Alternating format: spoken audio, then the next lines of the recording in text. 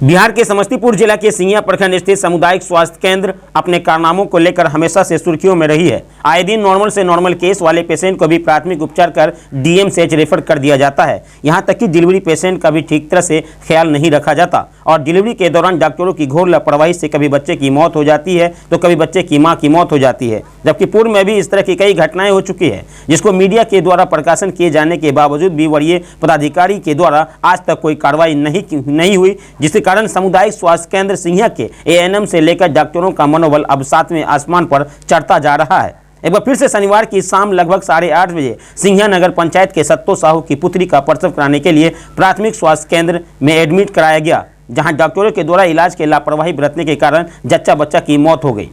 उक्त मृतक के परिजन के द्वारा सोनू साहू की पत्नी लूसी देवी के रूप में पहचान हुआ, जबकि सिंघिया के सत्तू साहू की पुत्री थी। जहां पूरा परिवार खुशियां मना रहा था, वहीं डॉक्टर की लापरवाही ने खुशी के एक पल को मातम में तब्दील कर दिया, जिसके बाद कल रात से ही पूरे क्षेत्र में चर्चा का विषय बना हुआ है। हालांकि परिजनों ने बताया कि हॉस्पिटल में किसी भी तरह के विधि व्यवस्था नहीं है और न ही एक भी एएनएम और न ही डॉक्टर अपने कार्य के प्रति सक्रिय और एक्टिव रहते हैं। डिलीवरी के वक्त गलत तरीके से पेट को बार बार दबाया जा रहा था और जबकि ब्लड लगने के अधिक मात्रा में ब्लड निकलने लगा, जिससे कुछ देर बाद जच्चा की मौत हो जाती है और मौत के बाद डॉक्टर अपने बचाव के लिए दरभंगा डीएमसीएच रेफर कर दिया, जिसे बहेड़ी के आसपास लेकर चला गया, जबकि वहीं रास्ते में उसकी मौत हो गई। मौत की खबर सुनते ही जच्चा की मां यानी सत्तो साहू की पत्नी बेहोश हो गई। वहीं डॉक्टरों ने हालत गंभीर रहने के कारण उसका डीएमसीएच रेफर कर दिया। इस घटना को लेकर घोर निंदा करते हुए राजद के नेता पवन यादव ने भी नाराजगी व्यक्त करते हुए इलाज में बड़ी लापरवाही बरतने का घोर आरोप लगाया है।